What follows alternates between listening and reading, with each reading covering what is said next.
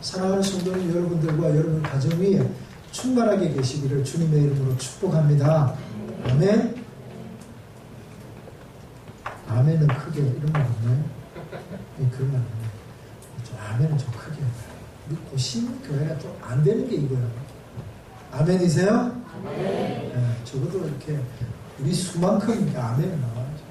여러분들 오늘 말씀 가운데서도 아멘도 잘하시고 찬양도 크게 하시고 어쨌든 마음을 여세요. 마음을 여시고 하나님 앞에 말씀을 듣는 시간을 가지려고 합니다. 우리가 사용하는 물건 가운데 가장 단단한 건 쇠지요. 철입니다. 근데 이 철을 사용하려면 달구어야 돼요.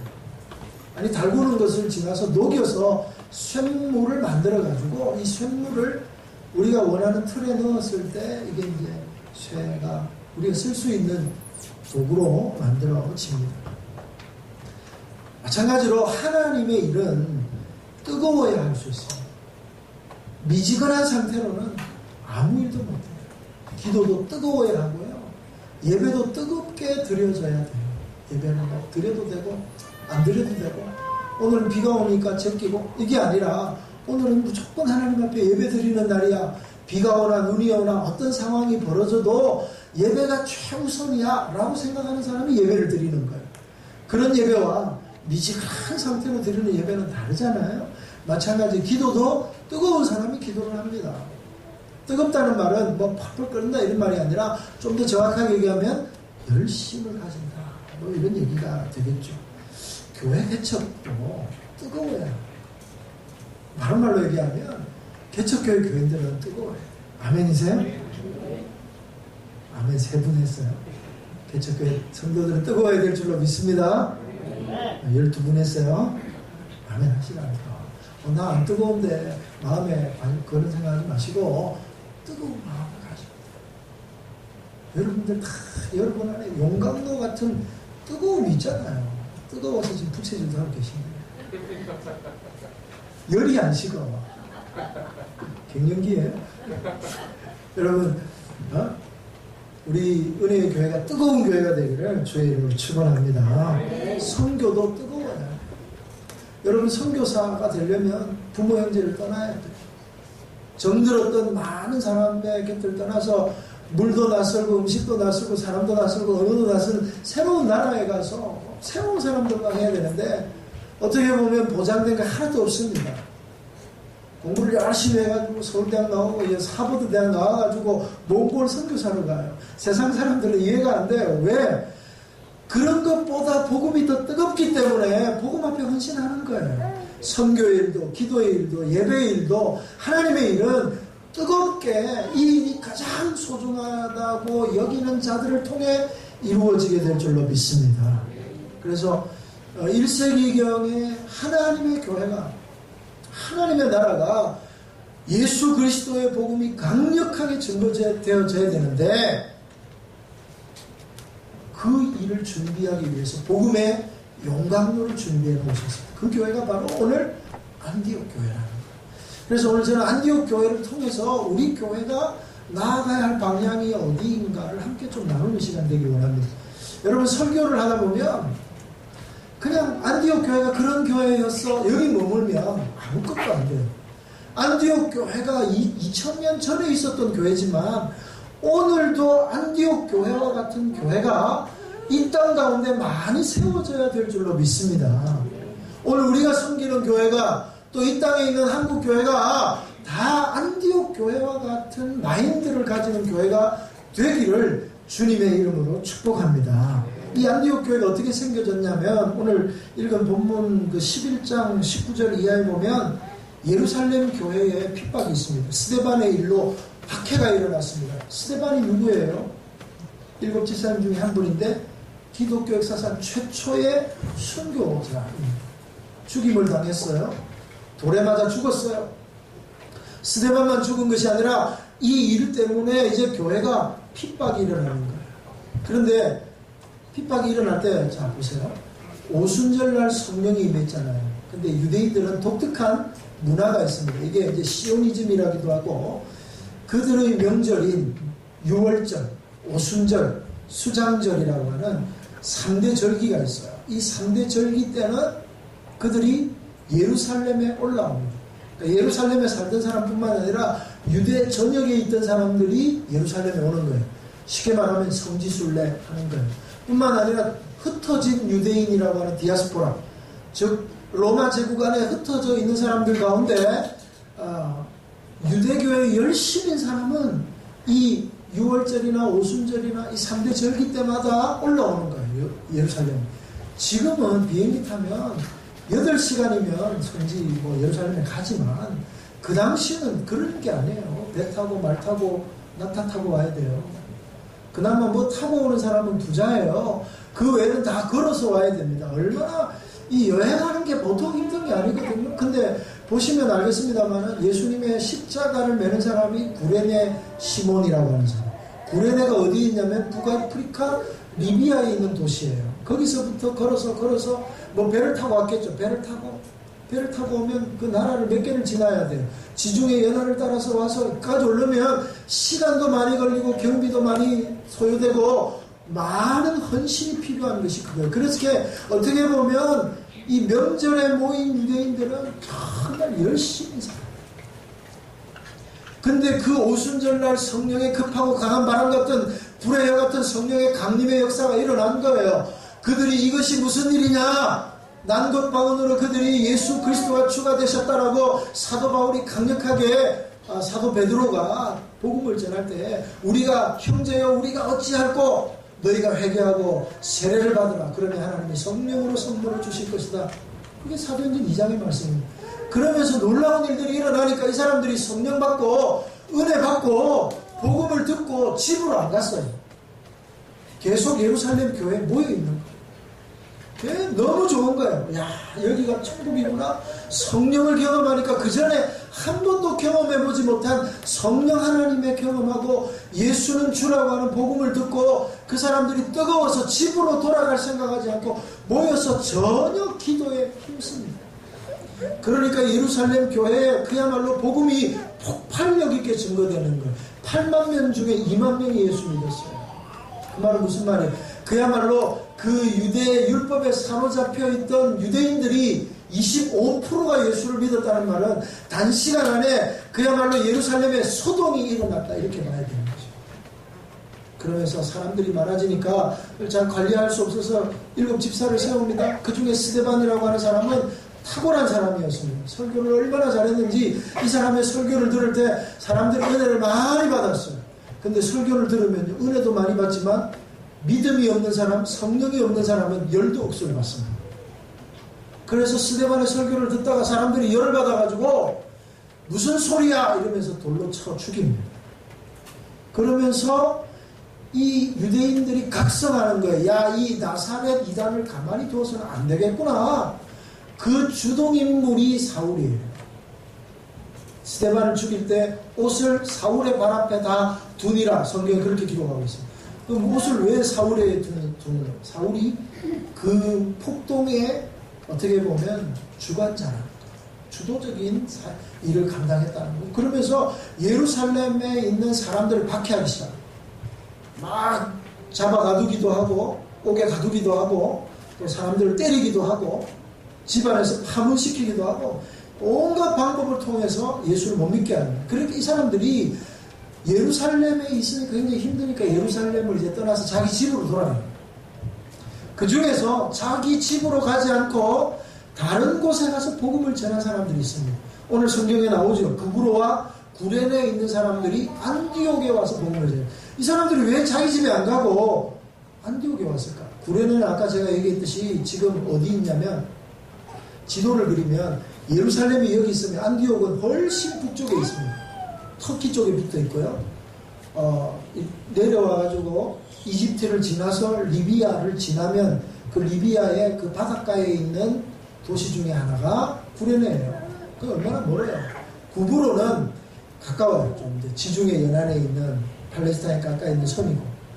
구브로나 구레네는 이름이 비슷하도 영 동네가 다른 동네예요. 경기도 광주하고 전라도 광주는 다른 동네죠. 그처럼 이름은 비슷해도 영 다른 동네인데 이 사람들이 안디옥에 모여서 전도했어요. 그럼 왜 안디옥에 갔을까?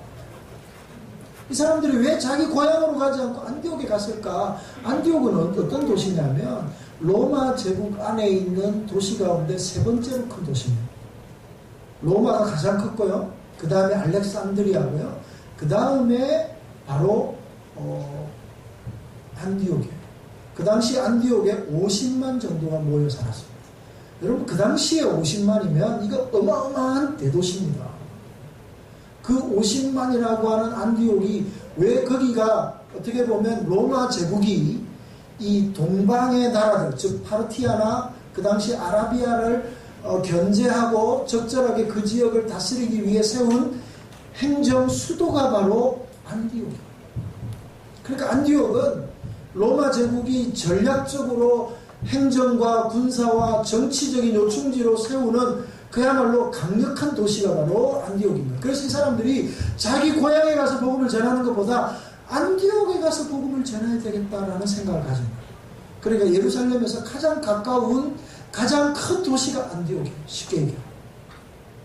그래서 거기 가서 복음을 전하는데 이 사람들이 처음에는 유대인들에게만 복음을 전했어요. 그러다가 이 사람들이 왜 유대인들에게만 복음을 전해야 돼? 헬라인들에게도 복음을 전했는데 유대인들에게 복음을 전할 때보다 그 복음의 폭발력이 엄청나게 나타나는 거예요. 그러면서 안디옥 교회가 부흥하게 되고 그 안디옥 교회가 부흥한다는 소리를 듣고 예루살렘 교회에서 바나바를 파견하는 이야기가 11장의 얘기입니다. 여기서 가만히 보시면 왜 안디옥 교회가 나오고 이 예루살렘 교회가 어떤 교회입니까? 성령이 강림한 교회예요. 성령의 역사가 있었던 교회였고요. 난곳 방언으로 방언의 역사가 있었습니다. 이 방언은 오늘날 많은 교회들이 하는 날라 방언이 아니고요. 그 당시의 방언은 어떤 방언이냐면 나는 한국말로 말하는데 그 사람은 만약에 뭐 미국에서 왔으면 그 사람은 영어로 들리는 거예요. 그리스에서 왔으면 헬라어로 들리는 거예요. 로마에서 왔으면 라틴어로 들리는 거예요. 오늘말로 쉽게 얘기하면 동시 번역이 동시에 일어났다는 거예요. 오늘날은 동시 번역 레시바를 이렇게 꽂고 저쪽 안쪽에서 동시 통역사가 앞에서 얘기하면 이렇게 얘기하면 이렇게 들리는 거잖아요. 근데 그 당시에는 성령의 역사 가운데 여기서 히브리 말로 아람어로 얘기하면 그 사람들이 올라왔던 그 고향의 언어로 들리는 거예요. 그러니까 언어적 장벽을 무너뜨리는 역사가 일어난 교회, 그야말로 놀라운 이야기예요. 설교 한 번 했을 때 3,000명이 형제여 우리 학교죠. 3,000명이 옷을 찢으며 회개했던 역사가 일어났던 교회가 예루살렘 교회입니다.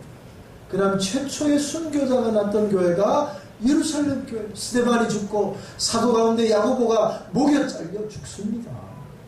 순교자를 파견한 교회. 그런데 이 예루살렘 교회가 역사의 뒤안길로 물러가고 이 안디옥 교회를 통하여 새로운 역사가 시작이 돼요.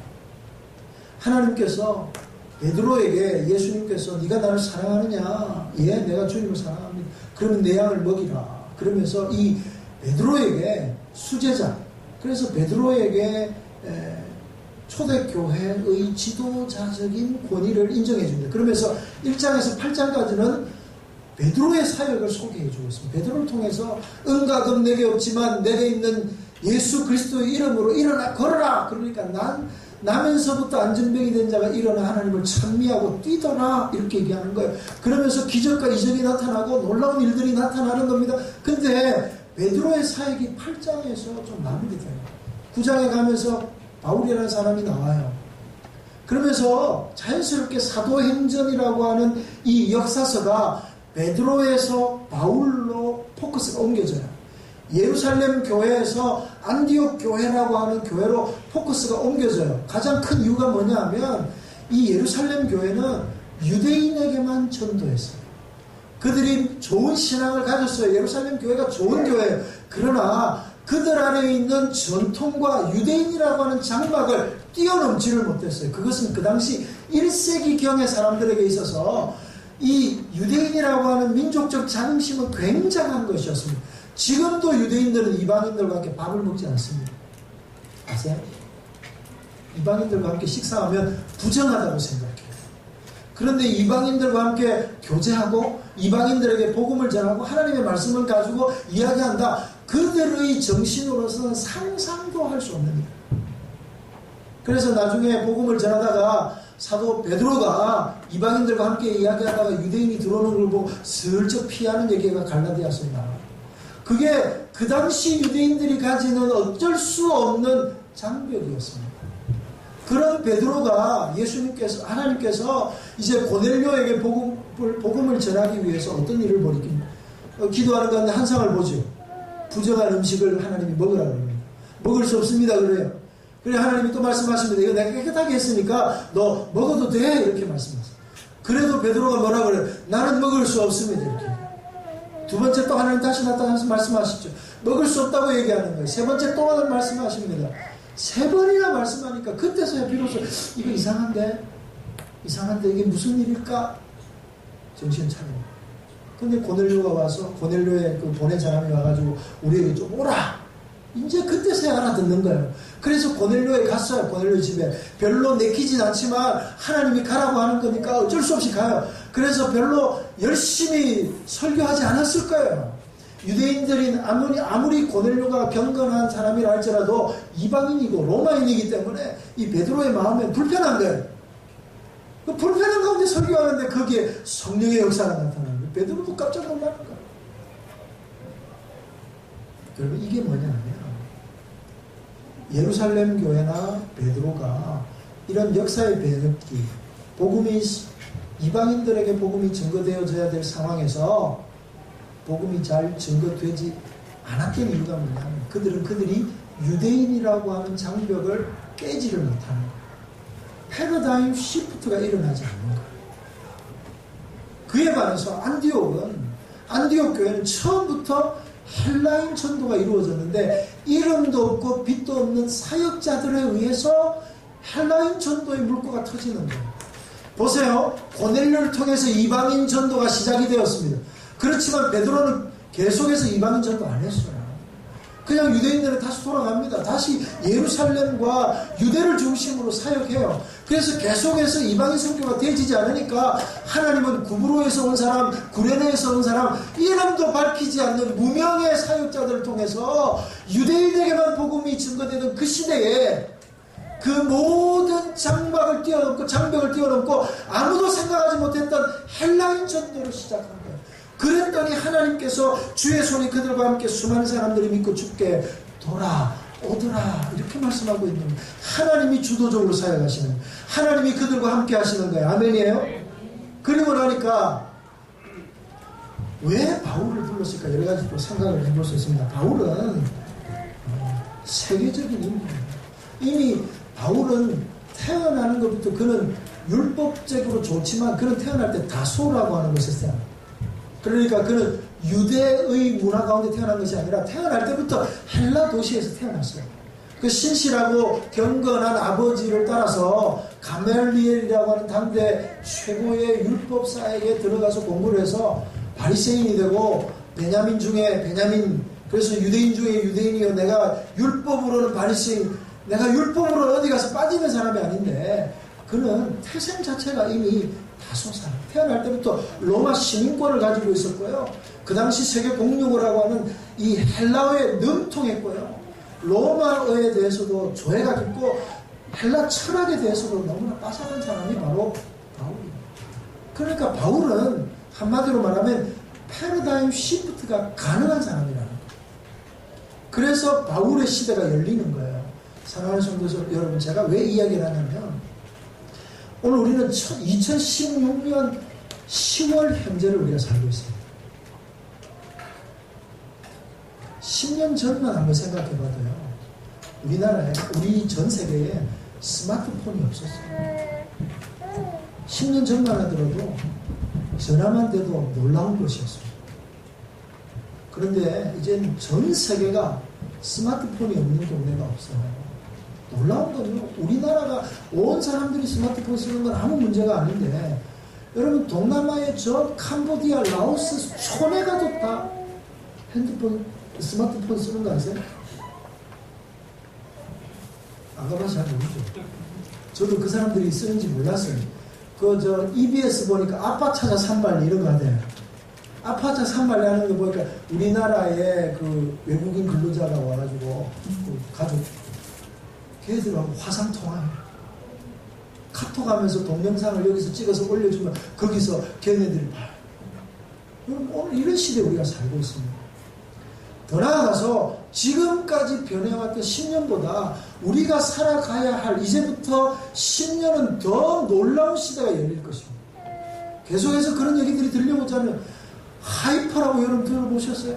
지금 가장 빠른 열차가 우리가 KTX 타면 서울에 2시간 40분 만에 갑니다. 근데 지금 미국의 샌프란시스코에서 LA까지 연결하는 하이퍼 그 터널이 있어요. 거기를 진공 상태로 만들어가지고 캡슐을 넣어서 여기서 뻥 쏘면 LA에서 뻥 쏘면 샌프란시스코까지 30분이면 가요.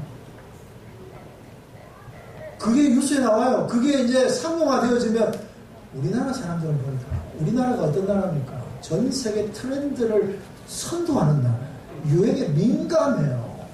누가 뭐 했는데 혼자 이상한 거 하면 집에 가서 잠을 못 자는 민족이에요. 핸드폰 고장나서 바꾸는 사람 별로 없고요. 새 거 나오면 아직도 의무 사용 기간 18개월 남았는데도 바꿔요. 아닌가?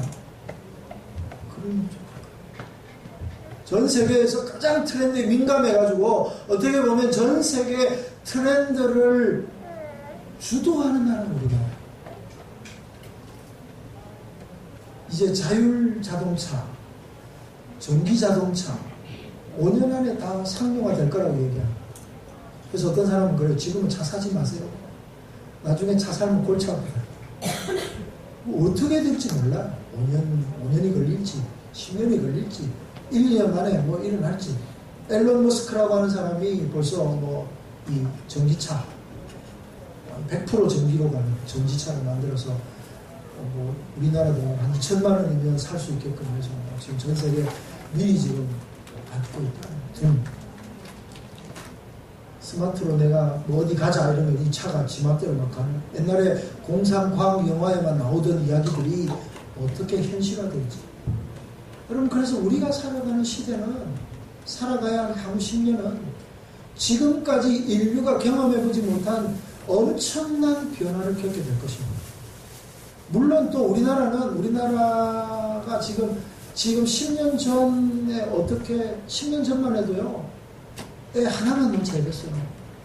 근데 지금 완전히 분위기 바뀌어가 어떻게 됩니까? 지금 제발 좀 놔둬 이거 아닙니까? 셋 놓으면 어느 지자체는 4번째 놓으면 2천만 원 준대요. 뭐 돈을 그래도 안 놓잖아요. 왜냐하면 그보다 돈 더 많이 되니까. 그러니까 하는 말이 하시는 분들이 너무 상황을 모른다. 그래서 지금 우리나라가 전 세계에 저출산국 1위고요. 이 상태로 가면 뭐랄까, 인구가 하나도 없어지는 제일 빨리 소멸되는 나라 1위가 우리나라. 2110 뭐 몇 년이 되면 하나도 없대요. 뭐 그렇게 되겠습니까만 그만큼 변화의 시간을 우리가 달리고 있습니다. 인구 절벽이라 그래서 지금 해마다 아이들이 수만 명씩 줄고 있습니다. 그래서 이제 고등학교 1학년, 중학교 3학년부터 학교에 반이 한 반씩 없어집니다. 제가 학교 갈 때만 하더라도 그 당시에 이 대학교 시험 치는 애들이 70만, 80만 이랬거든요. 71년도가 제일 사람이 많았대요. 그 이후로 줄어가지고 지금은 이제 내년에 한 30만 정도 시험 칩니다. 그 30만도 계속 줄어가요. 지금 우리의 상황은요, 우리가 생각하는 것보다 훨씬 심각하게 변화되어져 가고 있습니다.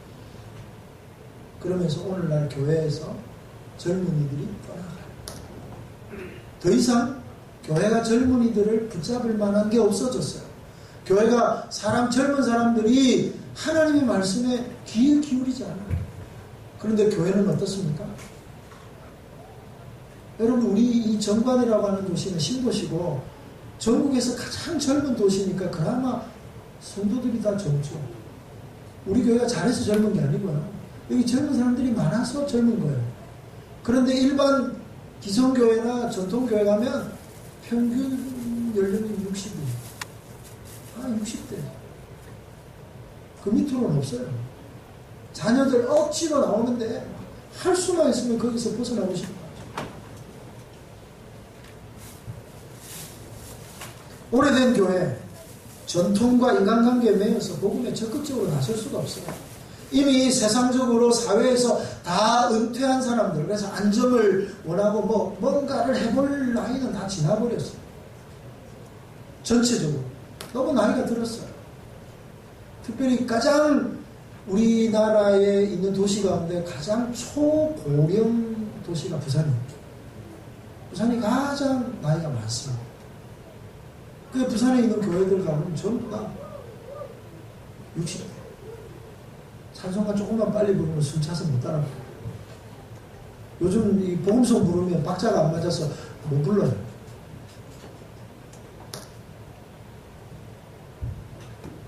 그에 반해서 여러분, 하나님께서 그런 시대에 예루살렘 교회가 안 될 때 새로운 방법이 뭐예요? 안디옥 교회를 세워요. 오늘 이 시대에 어떤 의미로 정말 모든 것에서 열악한 이 시대에 새롭게 그들에게 복음으로 다가가려면 가장 좋은 방법은 뭐냐면 교회 개척, 교회 플린팅, 새로운 교회를 세우는 거예요. 그 교회 개척이 왜 좋으냐 하면 모든 한계와 장벽을 극복하고 복음 전도에 힘쓸 수 있는 거예요. 초대교회 공동체와 같은 친밀함을 가질 수 있어요. 뿐만 아니라 전통과 상황에 매이지 않고 자유롭게 다양한 시도가 가능해요. 그래서 이 사람들 영적인 필요, 영적인 니드, 이 사람들의 수준에 맞는 또 젊은 사람들이나 새로운 인류, 새로운 사람들에게 맞추어진 하나님의 말씀, 시대에 맞게 복음이 전개될 수 있다는 것입니다. 또한 네 번째로는요, 공동체의 비전에 따라서 개척교회는 어떤 교회가 될지 아무도 몰라요. 안디옥 교회도 처음 시작할 때는 그냥 개척교회였어요. 그러나 그들이 하나님의 은혜 가운데 온전히 사로잡혀서 복음을 전하고 헬라인들에게 복음을 전하기 시작했을 때 하나님의 역사가 함께하고 하나님의 능력이 함께했던 것처럼 어떻게 보면 이 시대의 새로운 희망은 새로 생기는 교회들인 줄로 믿습니다. 언제나 하나님께서는 새술은 새 부대에 담으셨어요. 시대가 변하고 있어요. 상상할 수 없는 시대가 도래하고 있어요. 우리가 알지 못하는 새로운 인류가 일어나고 있다.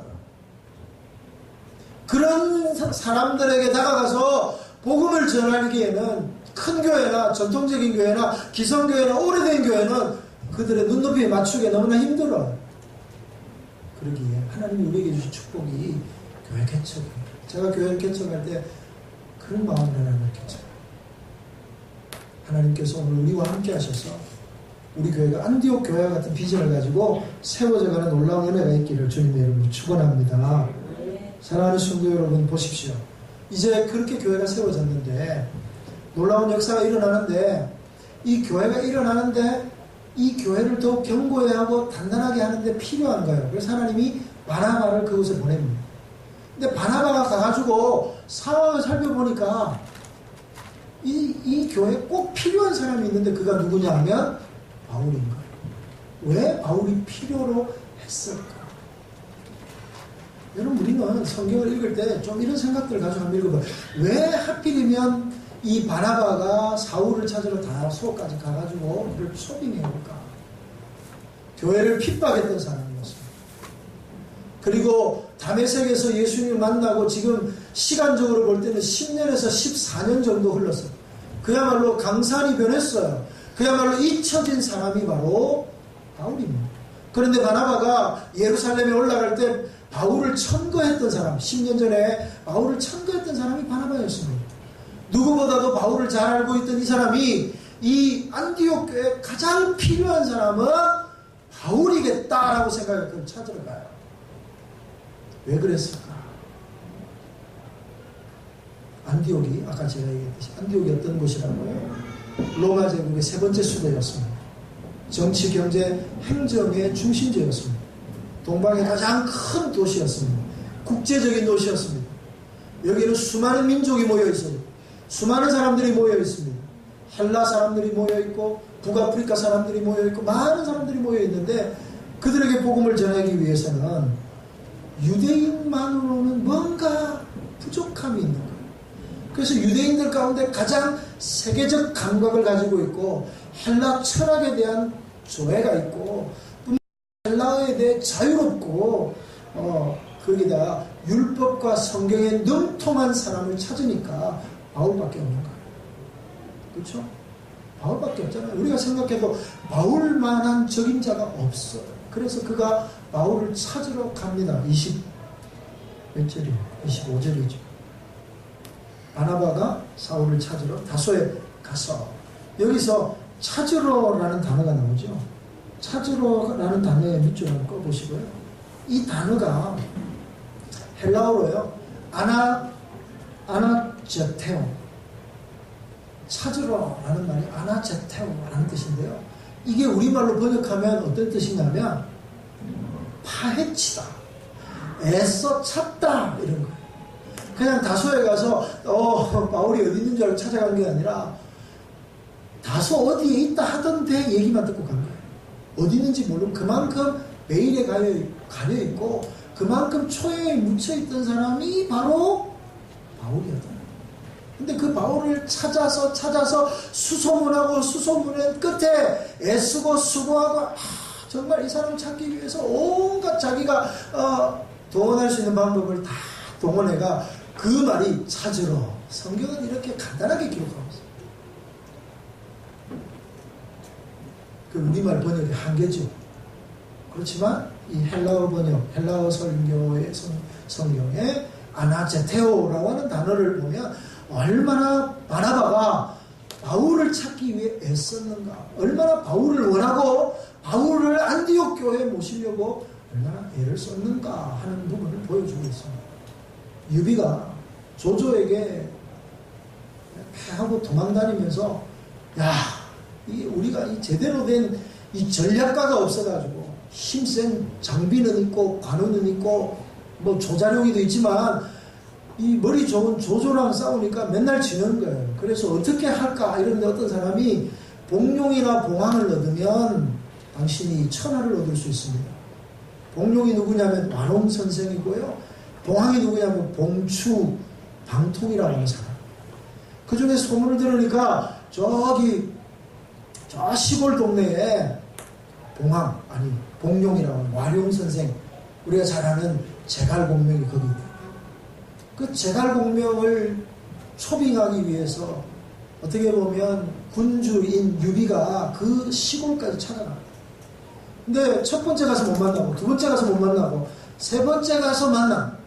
제발 좀 와달라고 하지만 제갈공명이 나는 뭐 이렇게 고요하게 은거하고 조용히 살고 싶다고 거절합니다. 계속해서 무릎을 꿇고 울면서 애걸복걸해가지고 결국에 제갈공명이 유비의 그 인재를 아끼는 뭐랄까요, 그런 마음에 감복해가지고, 원래 기록은 좀 뻥이 많습니다. 중국 기록은. 어쨌든 그래서 왔어요. 그게 그 유명한 삼곡초정라고 하는 그거예요. 마찬가지로 여러분, 바나바가 바울을 삼고초려하는 거예요. 바나바가 바울을 찾아서 그 정도로 애써서 바울을 초빙해서, 그렇게 했을 때 이 바울이 안디옥 교회에 와가지고 안디옥 교회에 와서 말씀을 가르쳤는데 1년 만에 이 안디옥 교회가 이게 부흥했다 이 정도가 아니라 비로소 그리스도인이라 일컬음을 얻었다. 이게 강력한 거예요. 그러니까 이 교회가 얼마나 성숙하고 이 교회가 얼마나 성령에 사로잡히고 얼마나 말씀의 깊이가 있었는지를 보여주는 단적인 일입니다. 그러니까 지금까지 그리스도인이라는 말이 무슨 말이냐면, 저 말이 우리말로 번역하면 영어로는 크리스찬인데 헬라어를 보면 저 말이 그리스도에게 미친 사람, 그리스도가 전부인 사람, 이런 뜻이에요. 그리스도인이라는. 그러니까 그야말로 그들의 신앙이 얼마나 대단했기에 사람들이, 안 믿는 사람들이, 안디옥 사람들이 그 안디옥 교인들을 보고 저 사람들은 다 예수에 미친 것들이야, 그리스도에게 미친 것들이야, 이렇게 얘기하는 거예요. 사도 바울이 베스도 총독 앞에 가서 예수 그리스도에 쫙 얘기하니까 베스도 총독이 바울에게 이렇게 얘기하는 거예요. 바울아, 네 학문이 너를 드디어 미치게 했구나. 그야말로 세상 사람들이 볼 때는 이 사람은 여기를 찔러도 저기를 찔러도 예수님밖에 안 나오는 거예요. 그렇게 대단한 믿음의 사람들이 안디옥 교회 사람들이 돼요. 그 일을 누가 가능하게 했어요? 바울이라고 하는 사람. 그곳에 사역할 때 성령께서 그 교회를 그렇게 세워요. 근데 바울 혼자가 했는 거예요. 바나바와. 오늘 13장 1절에 가면 그 몇 사람의 이름이 나오죠. 13장 1절로 가봅시다. 그 보면 선지자들과 교사들이 있으니 곧 바나바와 니게르라 하는 시몬. 니게르가 뭐냐면 니그로예요. 니그로. 흑인, 쉽게 말하면 흑인 시몬과 구레네 사람 루기오. 이 구레네도 북아프리카 리비아니까 이 사람도 흑인일 가능성이 높죠. 흑인이었어요. 안디옥 교회의 목사님들 중에 다 두 사람이 흑인이에요. 그 다음에 세 번째 이 헤롯의 젖동생 마나엔이라고 하죠. 헤롯의 젖동생이면 유모의 아들이죠. 그 당시에 유모를 두고 그 아이들 젖으로 같이 키우는 거예요. 유모가.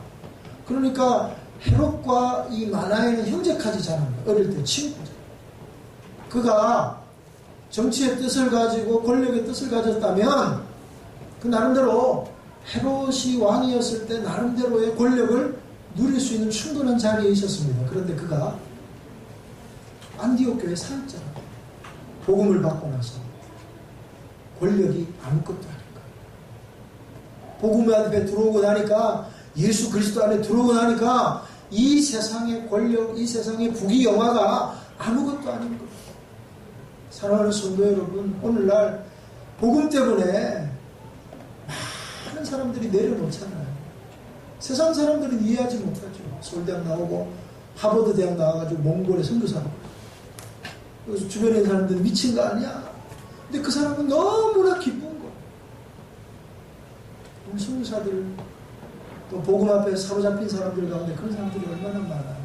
세상적으로 보면 정말 괜찮은 사람들, 의사가 되기 위해서 공부를 얼마나 많이 합니까? 의사가 되려면 진짜 공부 많이 해야 되거든요. 뭐 6년만 공부하는 게 아니라 정말 밥 먹을 시간도 없을 만큼 공부해야 돼. 외울 것도 많고 시험도 많고. 거기다가 인턴, 레지던트 해가지고 얼마나 고생해가 전문이 돼요. 전문이 되면 이제 좀 살만한데 그거 내려놓고 베트남에 가요. 캄보디아에 가요. 아프리카에 가요. 그 사람들이 왜 그럴까요? 이 세상의 행복은 돈에 있지 않고 세상의 부귀와 영화에 있지 않고 예수 그리스도의 그분에게 있음을 발견하는 거예요. 복음 앞에. 아멘이세요? 다 내려놓는 거예요. 기독교 역사상 쓰임받은 사람들 보세요. 세상의 것이 우리의 앞길을 막지 않습니다. 세상에 썩어질 것과 하나님 나라의 영원한 것과 비교할 수 없어요. 복음은 그렇게 강력한 것입니다. 복음 앞에 사로잡혀 있으면 신분도 뛰어넘고 세상의 부귀와 명예도 다 뛰어넘는 거예요. 근데 이 5명이 환상의 복식조가 되는 동일의 기쁨을 누리는 거죠. 사랑하는 성도 여러분, 교회는 세상은 능력 있고 돈 있고 똑똑하고 능력 있는 사람들을 인정해 주지만 교회는 하나님 앞에서 다 평등한 줄로 믿습니다. 그래서 교회 와서도 여러분 기죽지 마세요. 나는 뭐 할 줄 아는 것도 없고 내가 뭐 저 똑똑한 저 사람 좀 쓰시오, 말 잘하는 저 사람 쓰시오. 하나님은 그렇게 일하세요. 하나님은 약한 자를 들어 강한 자를 부끄럽게 하실 줄로 믿습니다. 아무것도 없고 부족하고 연약한 우리지만 하나님의 은혜를 바라보고 겸손히 엎드리는 자들에게 하나님 은혜를 주실 줄 믿습니다. 하나님이 우리를 은혜의 교회라고 하는 공동체로 하나 되게 하신 이유가 여기 있다고 생각해요. 우리는 세상적으로 볼 때 부족하고 연약한 게 투성입니다. 그러나 오늘 저와 여러분들이 하나님의 손에 붙들리면 하나님께서 우리를 통해 놀라운 일을 행하실 줄로 믿습니다. 한 사람 한 사람 하나님 앞에 들으십시오. 내가 나는 아니야. 아니요. 바로 당신이. 하나님이 원하시는 사람 바로 여러분이 하나님 앞에 우리가 서로 힘을 모으고 기도하고 하나님으로 하나님의 일을 감당하게 될 줄로 믿습니다. 그들이 주를 섬겨 금식할 때에 마지막으로 그를 주를 섬긴다는 말이 뭐예요? 섬긴다는 말은 서비스예요. 예배가 바로 서비스거든요. 주를 섬긴다는 말은 예배했다는 얘기예요. 금식했다는 말은 기도했다는 말이고요. 여러분, 예배는 은혜 받는 시간이 아니라 우리가 하나님을 섬기는 시간인 줄로 믿습니다. 그러니까 은혜 받는 거에만 집중하지 마세요. 은혜는 우리가 하나님을 온전히 섬기면 하나님이 은혜로 주시는 거예요. 우리가 섬기는 게 먼저라고. 우리가 찬송을 드릴 때 하나님을 찬양으로 섬기는 거예요. 우리가 기도할 때 하나님 앞에 우리의 마음과 우리의 소원을 가지고 하나님 앞에 섬기는 거예요. 우리가 이 모양 저 모양으로 섬길 때 하나님께서 한 주간 동안 어떻게 사는 삶을 통해 하나님이 영광을 받으시는 줄로 믿습니다. 예배. 그 다음 더 중요한 것은 이 안디옥 교회가 뭐 할 때 성령이 임하냐면 바로 주를 섬겨 금식할 때, 예배할 때. 사랑하는 성도 여러분, 예배 드릴 때 하나님의 은혜가 임하는 줄로 믿습니다. 그러니까 바꿔 말하면요, 교회는 예배하는 곳이에요. 교회 왜 오죠? 우리가 교회 왜 오죠? 예배 드리러 오잖아요. 교회 밥 먹으러 오세요? 그런 분 한 분도 없잖아요. 교회 예배 드리러 오요. 교회 친구 만나러 오시나요? 그런 분 없어요. 예배 드리러 오는 거예요. 그럼 예배에 집중하셔야죠. 예배를 통해 하나님의 임재를 경험하고 하나님의 영광이 선포되는 것을 눈으로 보시는 여러분 되기를 바랍니다. 찬양 가운데 임하시는 하나님을 느끼세요. 말씀 안에 역사하시는 하나님을 보십시오. 오늘 우리의 삶 가운데 함께 하시는 하나님의 은혜를 경험하는 저와 여러분이 되기를 바랍니다. 예배가 살아있는 교회를 통해 하나님 일하시고 예배가 살아있어야 하나님의 역사가 나타나는 거예요. 정말 우리가 관심을 가지고 기대하고 소망하는 것은 오늘 우리가 드리는 예배가 하나님 앞에 영과 진리로 드려지는 예배가 되고 예배를 통해 우리 모든 성도들이 하나님의 임재를 경험하고 오늘도 살아 역사하시는 하나님의 얼굴을 배우는 놀라운 시간이 되기를 주의 이름으로 축원합니다. 예배가 안 되면 아무것도 안 돼요. 예배가 어수선하면 아무것도 안 돼요. 예배가 하나님께 집중하지 못하면 아무것도 안 돼요. 예배가 예배를 통해 하나님이 드러나고 하나님의 영광을 받지 않으시면 아무것도 안 돼요.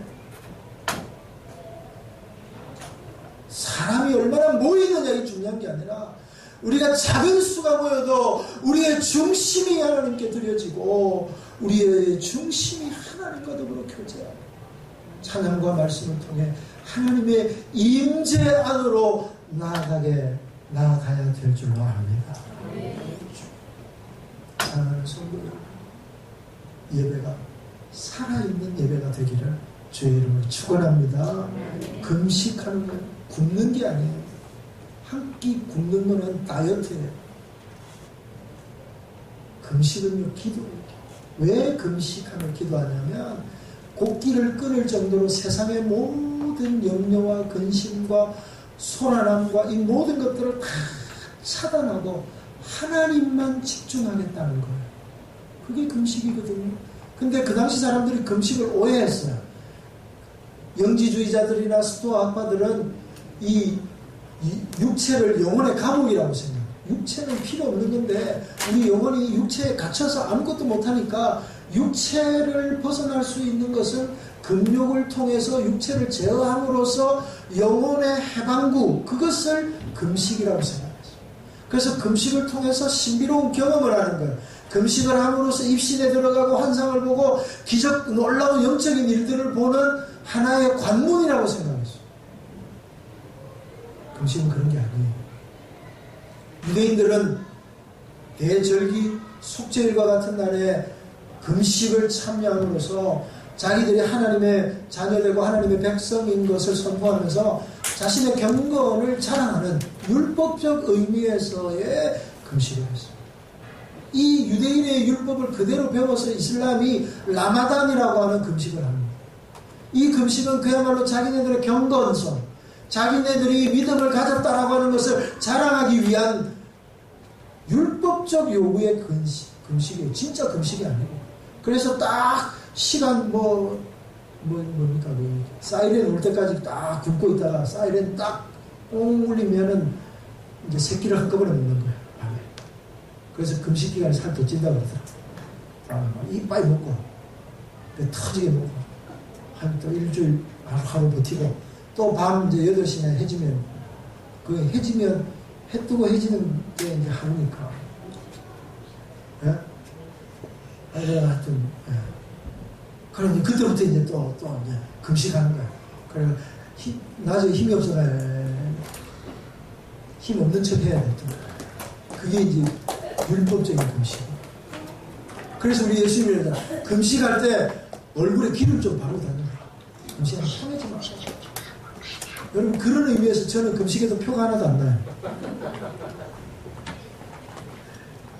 그 다음에 세 번째 금식이 뭐냐면 자원하는 마음으로 하나님과 영적으로 교통하기 위해서 금식합니다. 이게 바로 유대인들이 하는 바로 이 안디옥 교회의 금식입니다. 한마디로 말하면 하나님께 집중하는 거예요. 예배와 기도를 통해 하나님께 집중하는 거예요. 교회는 예배하는 곳이고 교회는 기도하는 곳이어야 될 줄로 믿습니다. 우리 교회가 예배를 하나님께 살아있는 예배, 기도하는 교회, 아멘이세요? 그럴 때 하나님의 성령이 나타나요. 복음의 역사가 나타나는 거예요. 저절로 되는 한계도 없어요. 먹고 살기 바쁘고 염려와 근심이 많아서 하나님, 목사님 내가 기도 잘 먹고 사는 거, 염려와 근심 죽게 아무것도 염려하지 말고 죽게 다 맡겨버리고 기도하세요. 예배에 집중하세요. 하나님께 집중하세요. 안디옥 교회 사람들은 평안했을까요? 그 사람들은 핍박을 얼마나 받았는지 몰라요. 예수 믿는 것 때문에 잡혀가고 죽임을 당하고 고통을 당했는데 그게 문제가 아니었어요. 복음의 간격이 그들을 사로잡고 그 간격 가운데 오직 하나님께만 집중할 때 하나님께서 이 안디옥 교회를 들어 쓰시는 거예요. 여러분 21세기 2000년 전에 안디옥 교회에 하나님 역사하셨다는 하나님이 오늘 21세기에 지금도 살아계셔서 역시 하나님께 살아있는 예배, 기도하는 교회, 살아있는 성도들을 통하여서 하나님이 21세기 안디옥 교회와 같은 교회들을 들어 쓰실 줄로 믿습니다. 지금 하나님 역사하세요. 아멘이세요? 지금도 하나님 살아계세요. 지금도 하나님 역사하시고 지금도 믿는 자들을 믿어야 될 사람들을 두루 찾아다니셔요. 누구에게 맡기실 거예요? 영적으로 준비된 사람, 영적으로 하나님 앞에 깨어있는 자들에게 맡기십니다. 오늘 저는 우리 은혜의 교회가 우리 21세기의 안디옥 교회가 되기를 간절히 기대하고 여러분들과 함께 소망과 비전을 가지고 우리 교회가 어떤 교회가 될지 기대하며 가슴 벅찬 소원을 가지며 주 앞에 서기를 주님의 이름으로 축원합니다.